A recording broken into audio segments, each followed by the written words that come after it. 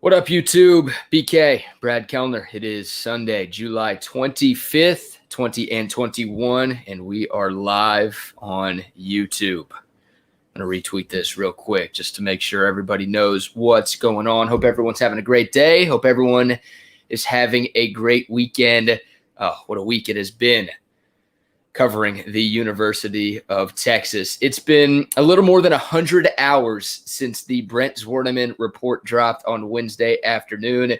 It was the report that shook up the Texas football world, not only Texas football, the Texas sports world. Hell, it's the report that shook up the college sports world, the sports world, the world in general. The Brent Zwerneman report from the Houston Chronicle on Wednesday saying that Texas and Oklahoma have been in contact with the SEC about leaving the Big 12 and joining their league. You guys know that by now. And over the last 4 days, it went from one report to a million reports. And it went from what's going on to it's going on. And it feels like it is more of a matter of when than a matter of if at this point that Texas and Oklahoma will be leaving the Big 12 for the SEC. Apparently, Bob Bowlesby and some of the higher-ups at the Big 12 met with officials from Texas and Oklahoma earlier today. The Big 12 released a statement saying that the meeting was cordial and that they plan on having more conversations with Texas and Oklahoma in the next couple of days to discuss thoughts and ideas and ways to keep Texas and Oklahoma in the Big 12. But guys, from what I've heard and some people I've talked to today and also over the last couple of days, it feels like the ship has sailed.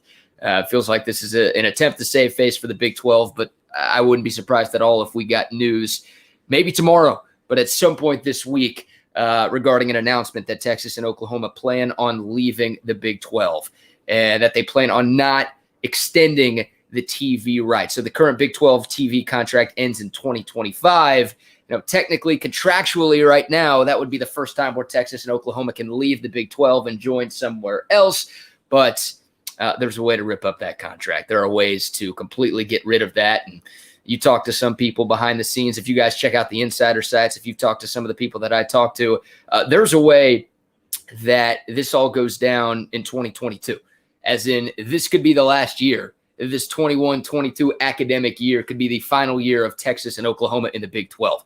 Like, it could happen that fast. 2022 or 2023, those are the years that I'm hearing now, not 2025, which is when we all thought the next wave of conference realignment would take place. At least that's what we thought before last Wednesday.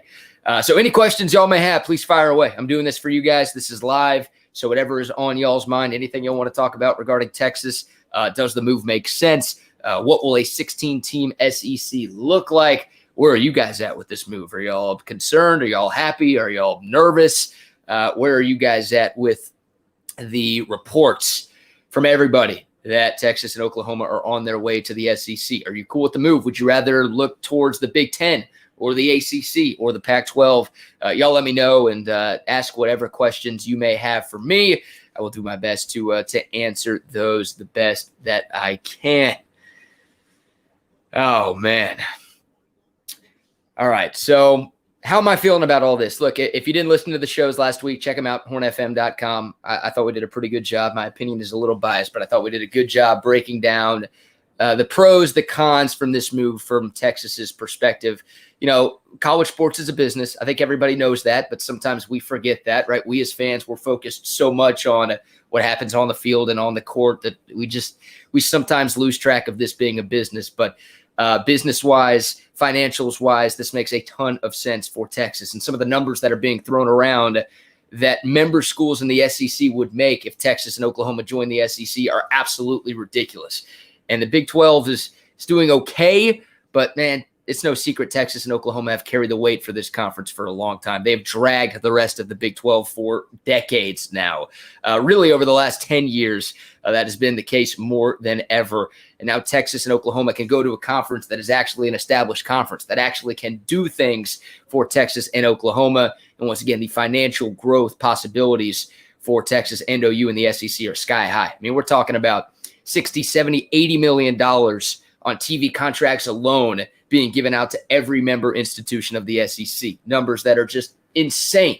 Numbers that have never been heard of in college sports. And the Big 12, They completely whiffed on realignment 10 years ago. They have been way too reactive over the years, and I don't think Texas wanted to deal with that anymore. The SEC has been as proactive as you could possibly be in college sports over the last few decades. They're the creme de la creme of conferences, not just in football, but in most sports in college right now.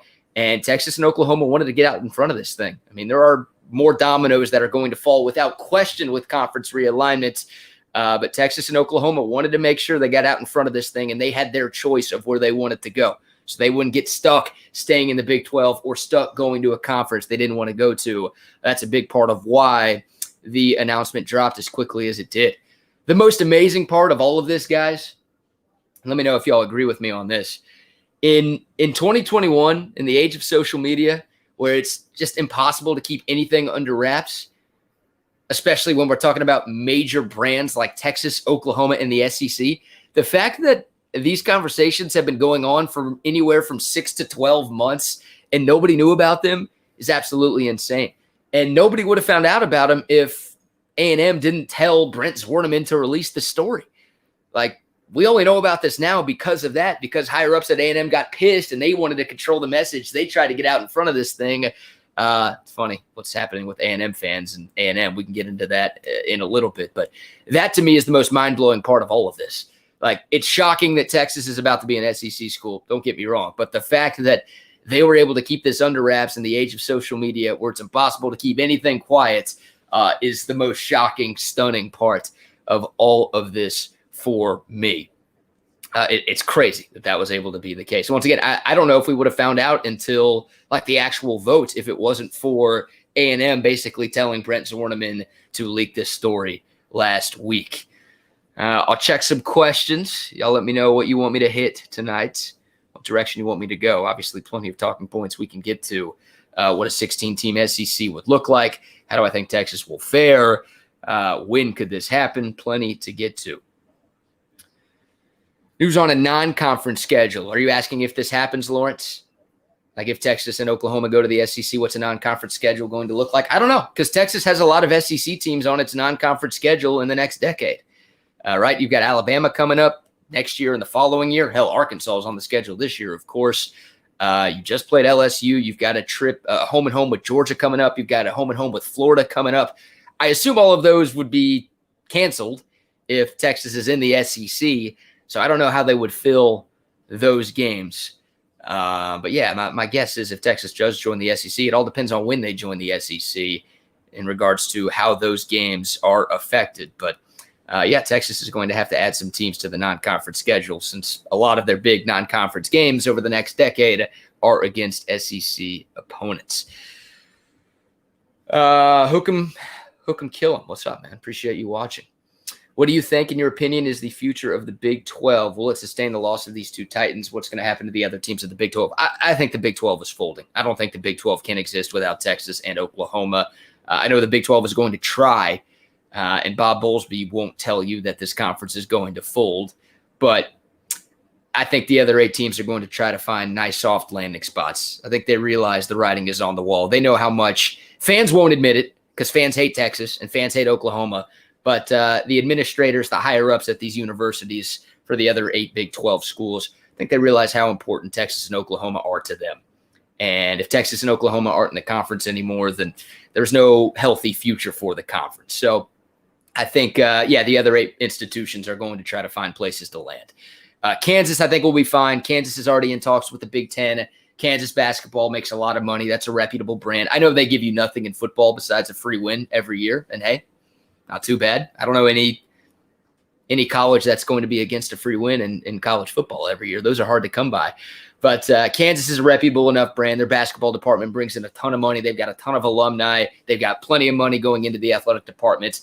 They're far and away the 3rd most valuable commodity in the current Big 12, right? It's Texas, Oklahoma, and it's Kansas. And then you can rank 4 through 10, but I think there's a pretty distinct 1, 2, and 3 in this league. So the question becomes what happens to Oklahoma State, Texas Tech, TCU, Baylor, Iowa State, Kansas State, and West Virginia. There are some natural geographical fits there. West Virginia to the ACC seems like it would make sense. Iowa State to the Big Ten, which is crazy to think about considering how god-awful Iowa State's athletic department has been for most of my life. And if you're older than me, most of your life too. But because they're good right now, they're a top 10 team in football. Their basketball program has been decent over the last couple of decades. They might find a spot in the Big Ten. You already have Iowa there. You've got the geographic mix right there with them being in the Midwest. So that makes sense. But yeah, I don't think the Big 12 is going to be around for much longer. Once again, the current TV rights end in 2025. I don't think we're going to get to 2025 with the Big 12. Like, not just Texas and Oklahoma not being there. Like, I don't think anybody is going to be there by the time we get to 2025. Hell, it might be 2023 before or by the time we get to that point. Let's see. What else do y'all have? Will we start playing the cupcakes? I wonder. Yeah, it's interesting, right? That's the SEC bit is your non-conference games for the most part are against very, very inferior competition. You give yourself some free wins because you've got to go against a gauntlet of an SEC conference schedule every year. Yeah, that might be the case. The good news is, I mean, from a college football fan, it's going to make life tougher for Steve Sarkisian in Texas. But the good news is the SEC is talking about a 9-team conference schedule. Like most of the proposals I've seen involve 9-game conference schedule. Right now, the SEC only plays 8 conference games. Then you get 4 non-conference games. And usually 3 of those are against cupcakes. I've long been advocating for the SEC to go 9-game conference schedule, just like the Big 12, just like every Power 5 conference does. From a fan perspective, I want more badass games, and I don't need to see Alabama beat Chattanooga 52-0 every year. Like, that just does nothing for anybody. So, you know, if it is a 9-game conference schedule with Texas in the SEC, I do think they'll still try to play one big non-conference game every year, but yeah, probably a couple of cupcakes in there.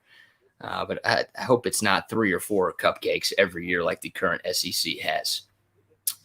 Good for baseball. Yeah, so, yeah, I think this is great for sports, guys. I really do. And I've got no worries about any sport besides football being able to hold their own in the SEC. Every other program at the University of Texas is crushing it right now. Texas just won the Directors Cup. First time anybody besides Stanford has won that thing in like 20 years. I didn't even know what the Directors Cup was. I had no clue what that thing was. I didn't know it existed because Stanford wins it every freaking year. And Texas took it from Stanford this year. They were dominant. 3 national championships, 1 million top 10 finishes. Might be a little hyperbolic there. But Texas in every other sport is pretty much crushing it right now. Baseball, I feel great about. Baseball finished 3rd in the country this year. They're likely going to start the season as the number 1 team in the country in 2022. Baseball is going to be fun. Basketball with Chris Beard, you're seeing the monster that he's putting together. Let's be honest, guys. The SEC is a worse basketball conference right now, top to bottom, than the Big 12 is. So I'm not worried about basketball at all. Every other sport, you go to volleyball. Texas has been a national power for years. Women's basketball with Vic Schaefer, you feel like Texas is going to become a power. Unfortunately, Texas, I thought we were going to avoid Kim Mulkey for a while because she just took the LSU job. Now, if Texas goes to the SEC, they're going to have to figure out how to beat Kim Mulkey for the first time, seemingly ever. But they'll be fine there. Swimming and diving. I mean, you go down the list. Texas has been a national force in the majority of sports over the last couple of years. And Chris Del Conte has done so much to make Texas competitive in just about every sport since he took over 4 years ago. He's made great hires and upgraded facilities and just raised a ton of money for the entirety of the athletic department. So I think it's good for baseball. I think it's good for just about every other sport. I think it's going to be great for recruiting as well. You're already seeing a lot of football recruits take to social media or talk to some Texas insider sites saying how excited they are about this news. Recruiting, of course, hasn't been the problem for Texas football. There have been a lot of other issues, but look, this is only going to help in recruiting. There's no doubt. And that's been A&M's number 1 recruiting pitch against Texas over the years. It's, hey, we're in Texas and we're in the SEC. And it's proven. It's fact that more draft picks come out of the SEC every year than the Big 12.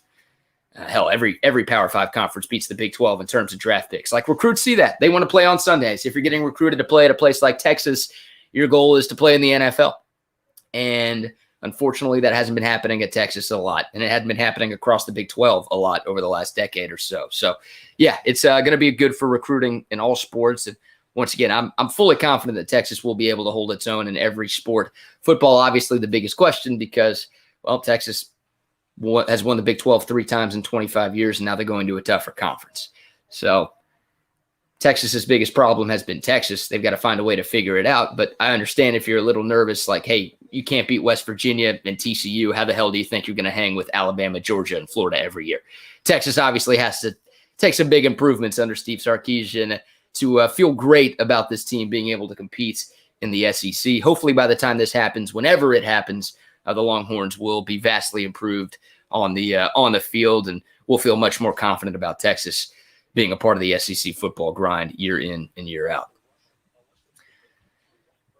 Do I think it's really going to happen? Yes, I do. Once again, I wouldn't be surprised at all if we get an announcement this week. And by the way, I said this on the air a couple of days ago. I think the SEC is going to unanimously approve this thing too. Like, there's so much talk out there about how pissed A&M is, and they are pissed. There's no doubt about it. You heard Ross Bjork at SEC Media Days last week talk about how pissed he was, talking about the identity of A&M was being the only SEC team from the state of Texas. And boy, he wasn't shy to say that he was pissed. I thought it was embarrassing as hell. I thought that was a really, really bad look for him and a really bad look for Texas A&M. I get why they're pissed. They've got reasons to be pissed. And yeah, their biggest recruiting pitch has been, we're the only Texas school in the SEC. You don't want to play in the Big 12. You want to play in the SEC. Them losing that is going to hurt a lot. But, man, it looked pretty weak that they came out and said that. But I ultimately think Greg Sankey is going to talk them in to voting yes. And I also think someone at A&M is going to be smart enough to realize how bad it would look if they were the only school that voted no. Like, at this point, if you're A&M, you just got to embrace Texas joining your conference, and you got to say, we got to beat them. We just have to beat them. Like, that's how we win on the recruiting trail. That's how we get our edge back. We have to beat Texas. Now, over the course of time, that didn't happen that often, but look, right now, I mean, last year, if A&M and Texas played, A&M would have won that game. So A&M should be confident. They've spent a lot of money. They've invested a lot. They've got Jimbo Fisher. They've got reasons to feel like they can hang with Texas right now. They have to embrace trying to beat Texas. But I do think it's going to happen, and I think it's going to be a unanimous vote. But it is pretty funny watching Texags and Twitter and just seeing the A&M meltdown with this news. Most of them are freaking pissed. There are some rational A&M fans who understand and whatever. They're looking forward to the challenge of playing Texas again, but most of them, it feels like, are pretty ticked by this news. And the meltdown, as CB says, has been pretty epic. Yeah, it has been pretty fun to watch. I mean, what a kick to the gonads this must be for A&M. Like, I think the rational A&M fans knew that they weren't the top dog or amongst the top dogs in the SEC. Like, they had to know they didn't have as much weight as Alabama or LSU or Georgia. Some of the stalwarts, some of the teams who have been in that conference since its inception, and some of the massive brands in college sports. Like, I think most A&M people knew that they weren't on that level, but the reports that we've heard that A&M was the only school in the SEC that didn't know this was happening, like A&M was left out of all of these conversations surrounding Texas and Oklahoma joining their league, like, that's embarrassing as hell. Like, A&M basically found out that they were the 14th of 14 teams in the SEC on the pecking order.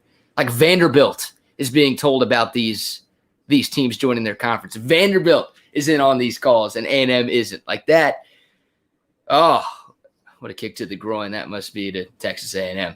I mean, I enjoy it. As a lifelong Longhorn fan, as a lifetime Longhorn, I do get a kick out of it. But, man, that has to hurt. That absolutely has to hurt. All right, what other questions do you guys have? I'll go for a little longer. Whatever's on y'all's minds. I'm trying to think what I haven't hit yet. I love the idea of the 4-14 pods, by the way. I don't know where the term pods came from. I don't know why all of a sudden we can't use divisions. Like, you can't have more than 2 divisions in college football. We've got 3 divisions in each league in baseball. We've got multiple divisions in basketball. We've got 4 divisions in the AFC and NFC in football. I don't know why we're going with pods instead of divisions, but apparently that's the term we have to use when talking about this thing.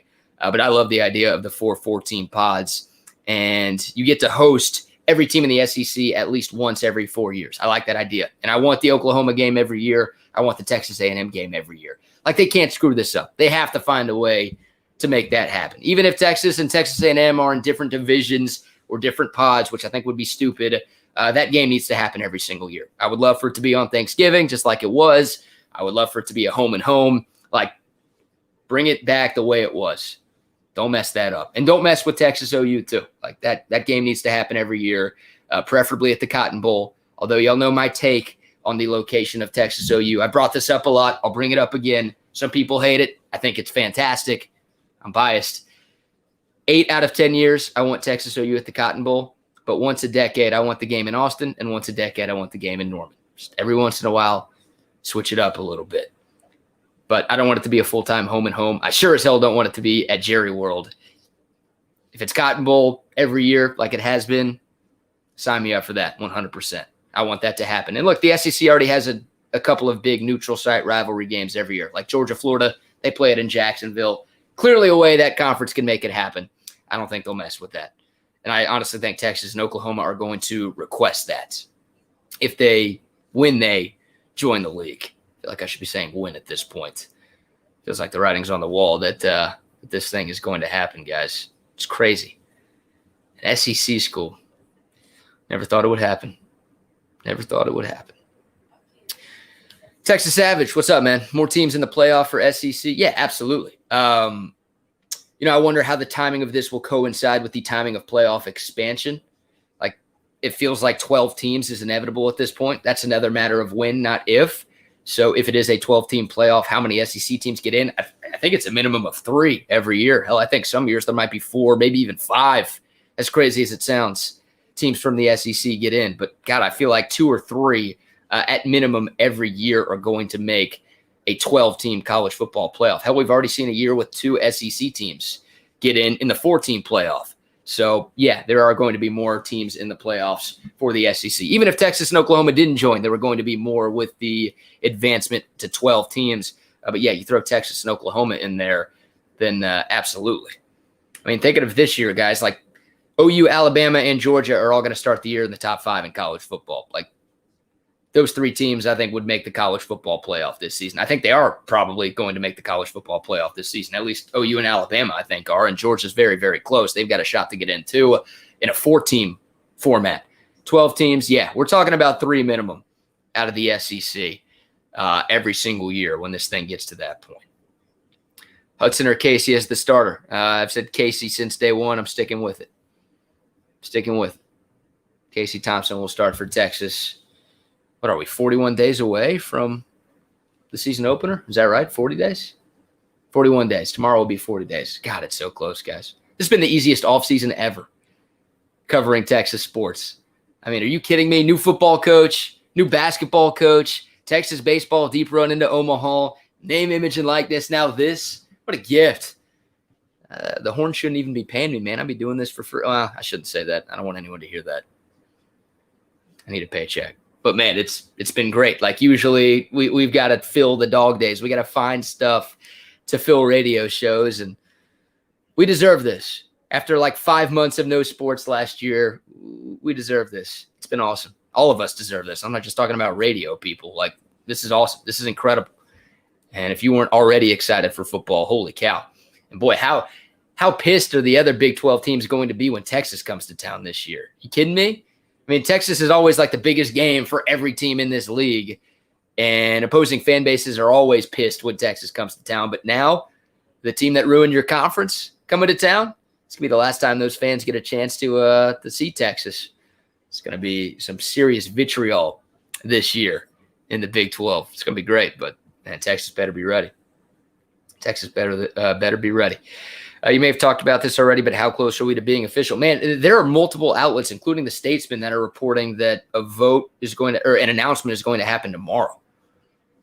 The Big 12 higher-ups reportedly had a call with Texas and Oklahoma higher-ups tonight, and the Big 12 released a statement basically saying that talks went well, they were cordial, and there are plans to try to do whatever they can to keep Texas and Oklahoma in the conference, but I feel like it's too little too late at this point. So, yeah, we might have news drop tomorrow, Ryan. But it sounds like at some point this week something is going to happen in regards to Texas and Oklahoma bolting for the SEC. Please no pods.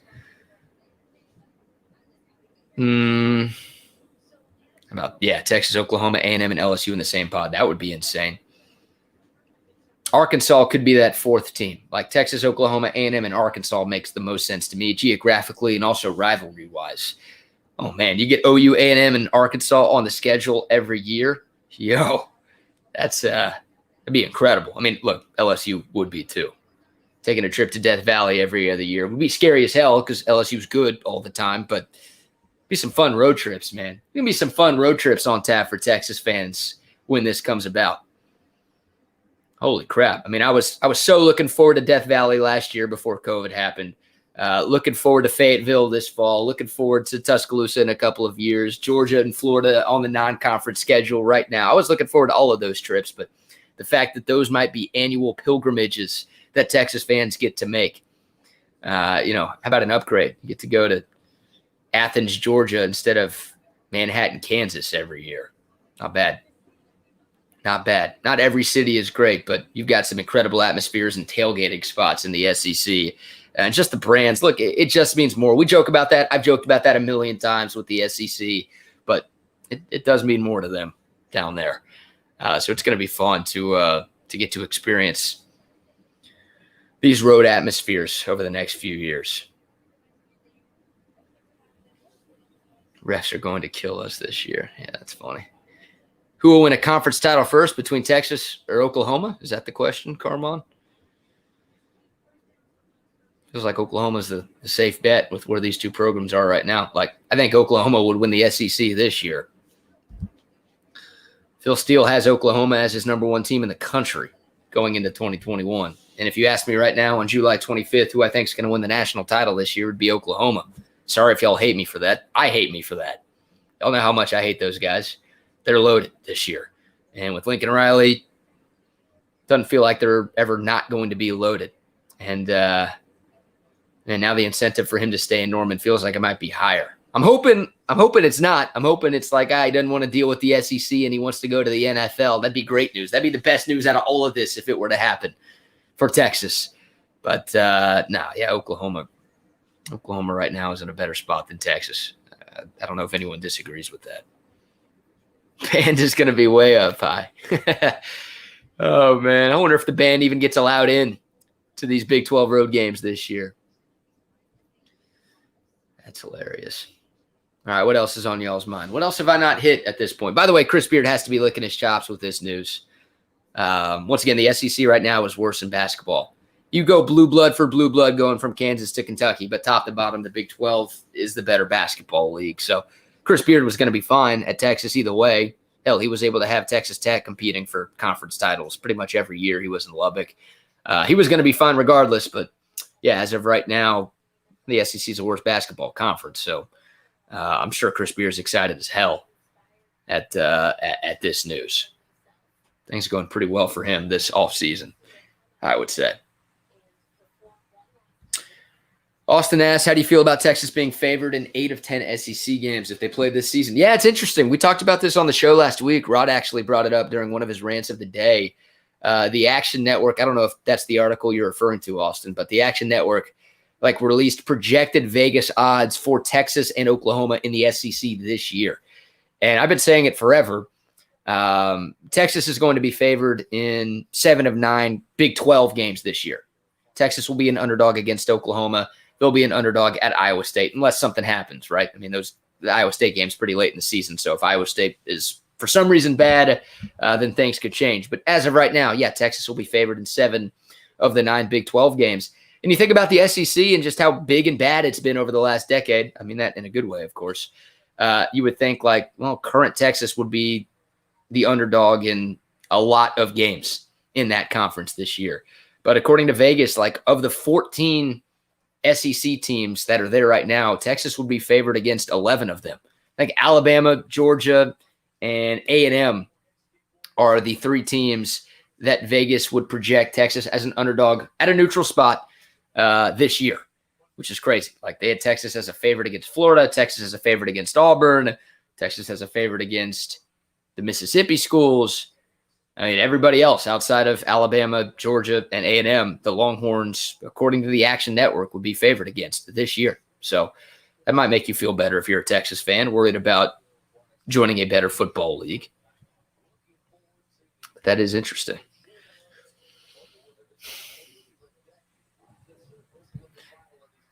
I assume this is in regards to Oklahoma. Yeah, no, they've got to prove like that's the next step for OU. Right? They've dominated the Big 12. They win this league every year. They're going to win it again this year.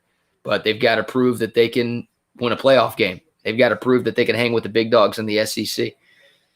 And for Oklahoma, I think this move's a little bit more interesting.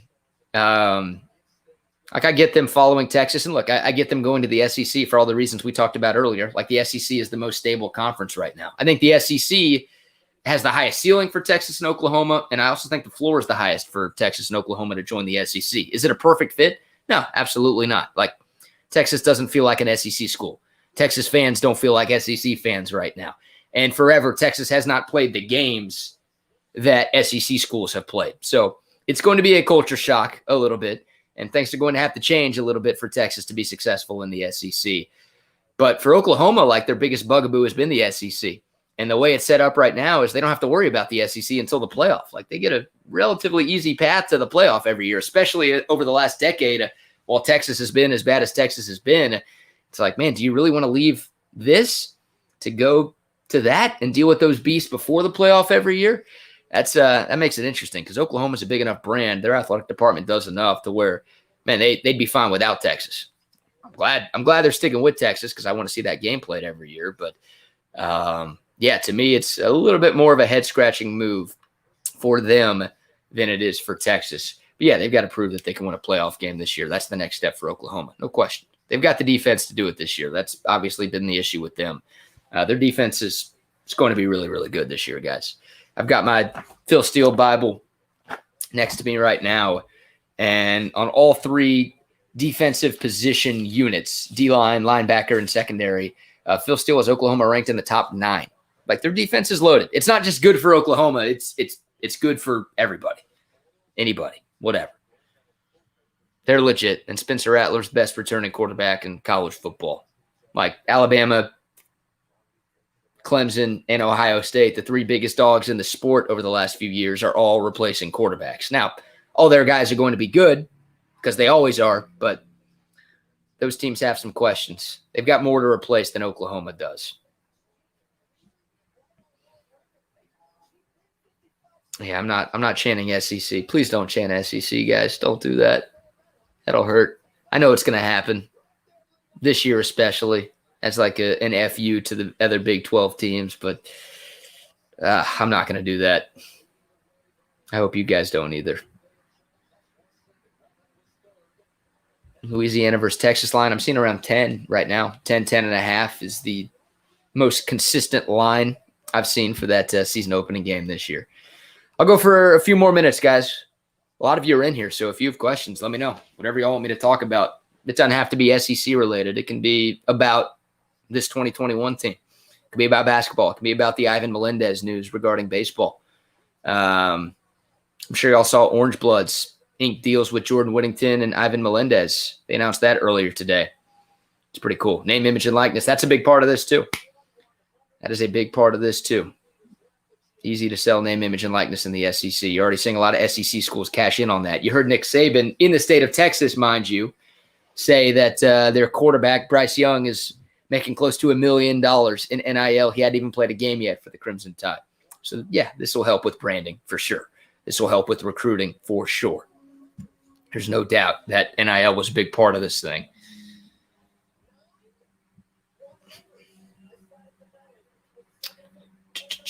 All right, what else? I'm scrolling through the comments. I'm going to try to hit as many of these as I can. Appreciate the love.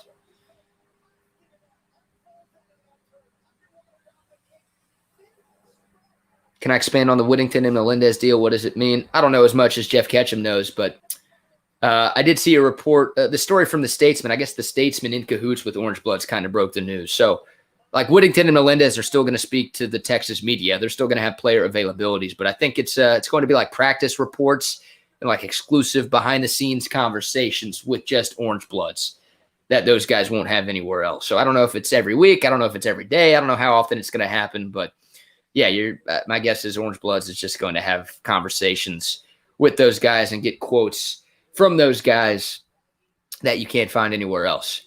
So, NIL. We saw Texags ink deals with a couple of players last week regarding name, image, and likeness. Figured it was a matter of time. where a Texas Insider site was able to do the same. All right, what have I not hit? Let me check my notes here. Keep firing questions, guys. How do I feel about Texas minus 14.5 against Louisiana and 12.5 against Arkansas?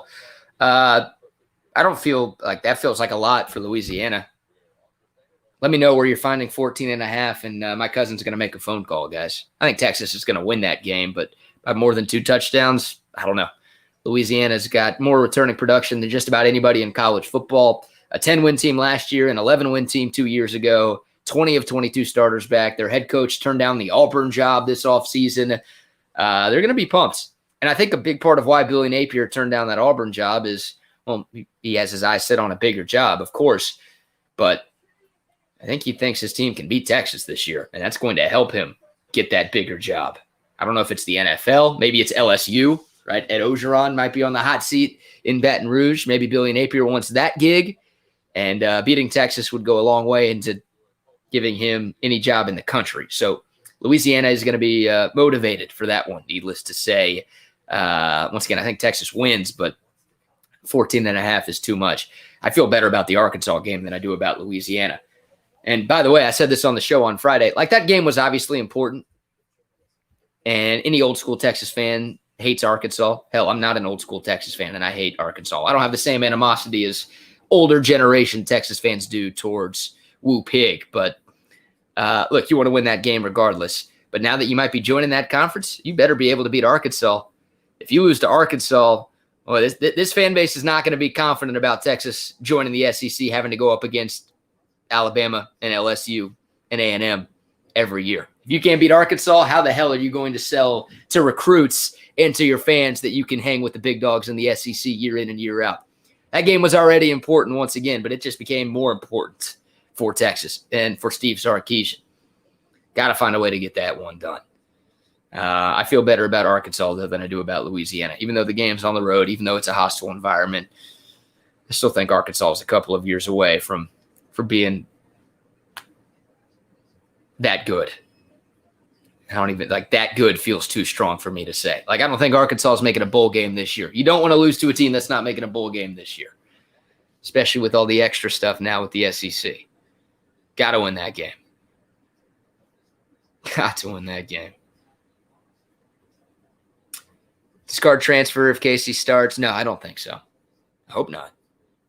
And I think that's part of Sark's job this offseason, is making sure the loser of the job doesn't transfer. Now, if Card is named the starter, I think there's a much better chance that Casey transfers instead of the other way around, just because Casey Thompson's older and he only has a couple of years of eligibility left. But no, Sark's got to sell to these guys, and he's doing it with the media, right? He praises both guys every time the media asks about him.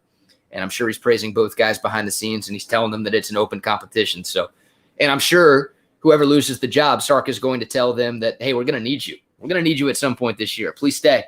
And if you come in and you do great, then this could be your job. So, no, I don't think Card would enter the portal if Casey wins the job. But, yeah, that's another thing for Sark to deal with. How about that? You know, and I think Big 12 officials, I think CDC and Kevin Eltife and President Hartzell talked to Sark a little bit about this. Once again, if these conversations regarding Texas to the SEC have been going on for 6 to 12 months, then I'm sure Sark was kept in the loop. And when Texas went out to go pitch Sark to come take this job, I'm sure they talked about the SEC a little bit and at least the possibility of this happening. But, man, a lot for Sark to deal with this year with NIL and obviously a quarterback competition and replacing a bunch and filling out a new coaching staff and now the potential move to the SEC. Welcome to Texas, Steve Sarkisian. It's not an easy job. It never has been an easy job, but with all the other elements that have been added to this thing, it makes it a little tougher for Steve Sarkisian. So hopefully he's got it figured out.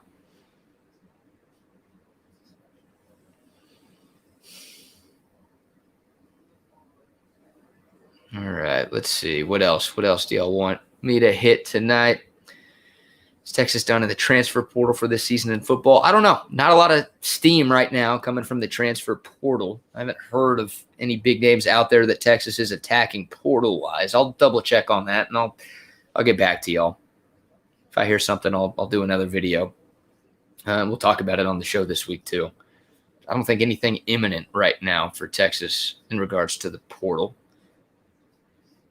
Yeah, how about this? Texas is 0-1 all-time against South Carolina, and I think Texas is like 3-8-1 against Vanderbilt in football. That makes no sense to me. I think Texas has a winning record against like every other SEC team. Vanderbilt and South Carolina, who have been bottom feeders in the SEC for a while now. For some reason, Texas has losing records against them. That's kind of hilarious. You know, the first time Texas goes to Nashville, well, it'll be like 50% Texas fans. Whenever any team goes to Vanderbilt, it's like half the stadium, if not more than half the stadium, is fans of the road team. But I'm sure the Vanderbilt fans will poke some fun at that before Texas beats them like 48-14.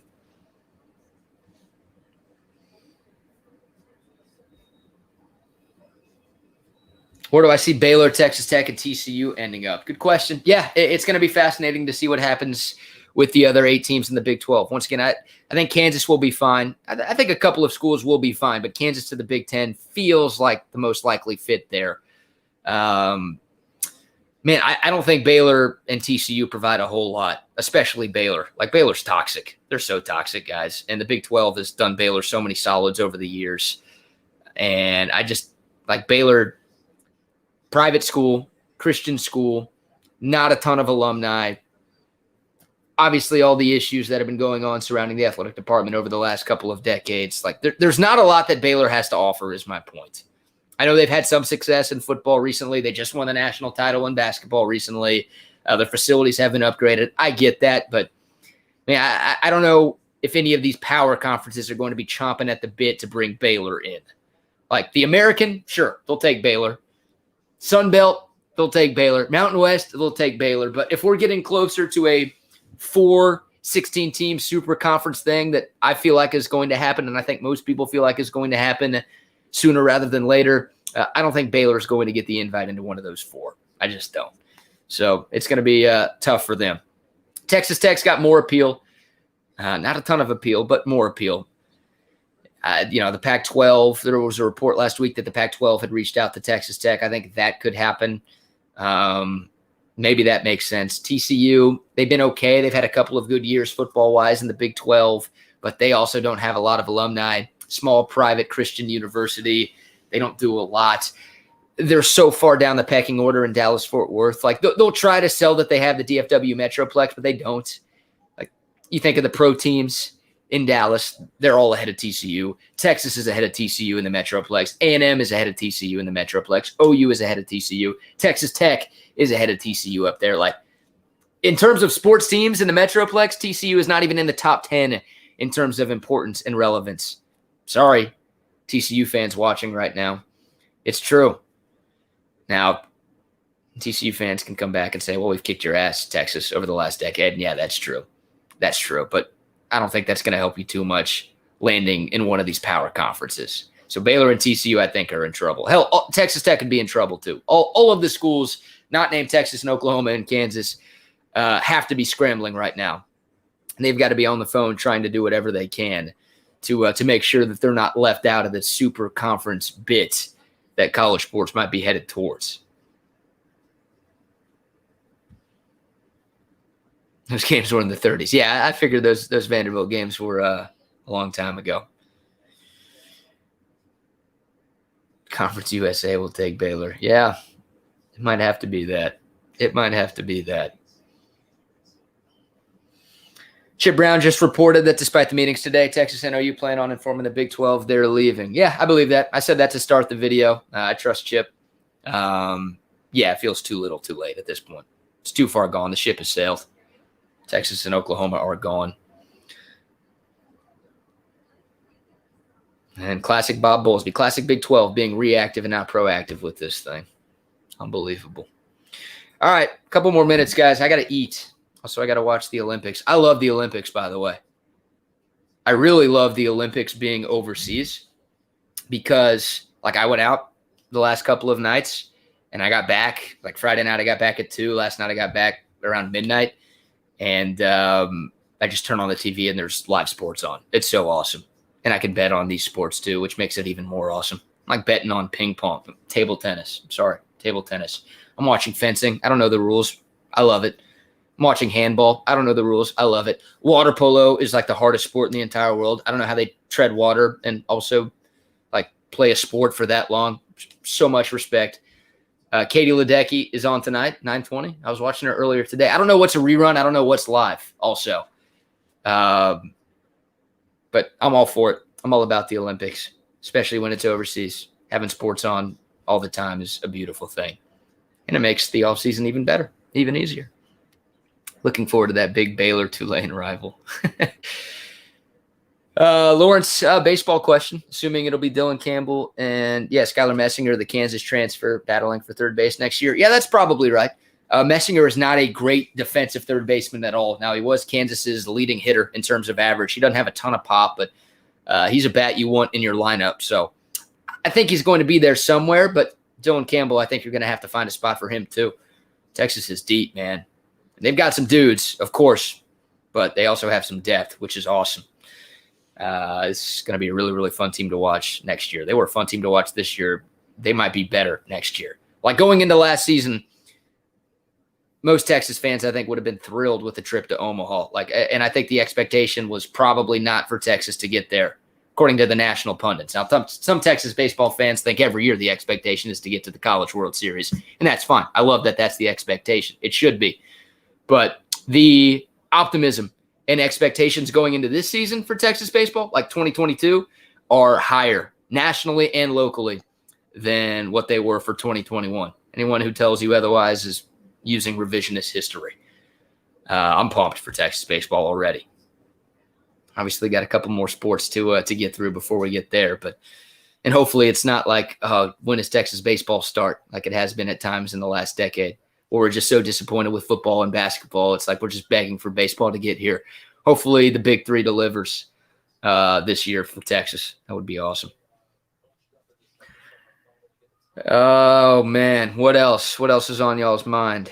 Oklahoma State, Texas Savage, you're asking about, do they have some appeal? Yeah, I think Oklahoma State is probably fourth behind Texas, Oklahoma, and Kansas in terms of appeal, in terms of marketability. Because they've got money. They've had success in multiple sports. They've got a lot of alumni. They've got passionate alumni. So I think Oklahoma State could find a spot. Pac-12 reportedly reached out to Oklahoma State. They were one of the 4 teams that conference reached out to. That could be a fit there. Maybe the ACC too. I don't know. But I think Oklahoma State could be all right in this. Hopefully, for their sake, they're making some calls. I'd feel better if T. Boone Pickens were still alive. He'd find a way to pay somebody to make this happen. But, I think Oklahoma State's got some brand power. Hey, BK, we should definitely have a place where people can meet with you after a game. We'll make that happen. I mean, now that COVID is – I don't want to say COVID's not a thing anymore because it's coming back. But now that the world is a little bit more normal, we should be at Pluckers for a lot of the post games this year. So that'll be a chance to interact with you guys. I assume that's still the plan from the folks at the Horn. I don't know if I'm allowed to say that because I don't know if that's set in stone just yet. But hopefully Pluckers is back this year. Hopefully I'll get to see y'all this year.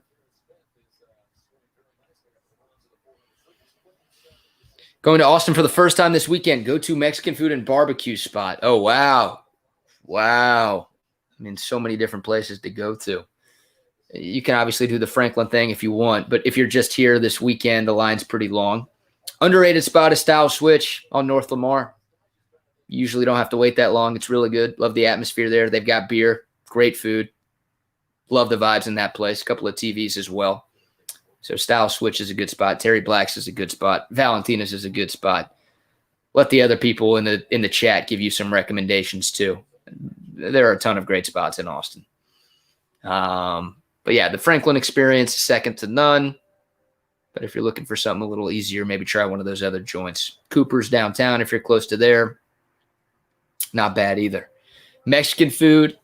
Matt's El Rancho is like the very popular spot. Always a good time. That's a party.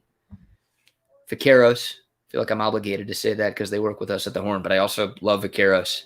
Vaqueros Tex-Mex is pretty good. And there are obviously way more authentic Mexican spots if you're looking for something like that. Those are both Tex-Mex that I just gave you. But, yeah, read Y'all help him out. Y'all help Austin out. He's coming to Austin for the first time this weekend. Let him know good barbecue and Mexican food spots before we wrap this thing up. There's 80 plus of y'all in here. I appreciate the love, guys. I don't think I mentioned this yet, but this video is sponsored by Last Stand hats. I've got the all gas, no brakes thing on right now. You've seen a lot of Texas players and coaches don these over the last couple of months. Use code BK10 at checkout for 10% off your purchase from laststandhats.com. You see the discount code scrolling across the bottom of your screen. Give them some love. They've got a lot of NIL deals. They've got to deal with Ivan Melendez, too, that they just announced. They're killing it. Mike Murphy, good dude. Last Stand hats, good people. Go support them and look good doing it. Appreciate the love. Subscribe to this channel if you haven't done so yet. Thank you guys very much. Like this video if you haven't done so yet. I appreciate that. It means the world. Hope you guys are doing all right, man. I'm trying to think what else I need to hit before we leave. Why does it feel like 10 years since the last Horn Bash? It's been a while, man. And it was early 2019 the last time we did Horn Bash. Hopefully next year that thing is coming back. But, yeah, it does feel like forever since we had that thing. Coke Fest coming up, our sister station, Coke FM. That's, what, a week from Friday and a week from Saturday out in Hutto. If you're a country music fan or you just like to have a good time, cokefest.com, get your tickets. Great lineup out for Coke Fest. All right, couple minutes, guys. Deepest position group for the Horns this season. I assume that's a football question, Austin. Defensive line, they're absolutely loaded there. I'm going to go with running back, though. I'm going to go with running back. D-line feels like the popular answer, and defensively, without question, that is your deepest position group. But, God, I feel great about these running backs. With Bijan, who's one of the best in the country, with Rojo, who's ultimate team guy, who is really good. Like, he's not just a team guy who gets carries because he's a team guy. No, the dude can play.